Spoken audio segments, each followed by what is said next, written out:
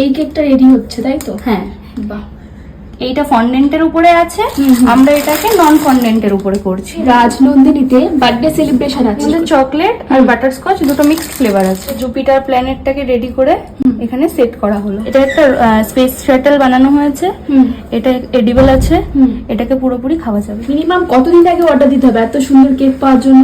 Minimum 2 দিন আগে order দিলে খুব ভালোভাবে সবকিছু কাস্টমাইজ করা যাবে। তোমরা এখানে তোমাদের ফ্লেভার কাস্টমাইজ, ডিজাইন কাস্টমাইজ, এমনকি কেকের কালারটা অব্দি কাস্টমাইজ করতে পারো। এগলেস, এগ দিয়ে সব রকম কেক আমার কাছে পাবে, যে কোনো কাস্টমাইজেশন করা সম্ভব। রেডি এবার? হ্যাঁ, মোটামুটি সামনের থেকে রেডি। এবার বার্থডে টপারটা বসালে রেডি। আচ্ছা, এই যে কিন্তু দেখো পুরো রেডি। তো একটু বলে দাও কি কি আছে। এটা একটা স্পেস থিমের কেক করা হয়েছে।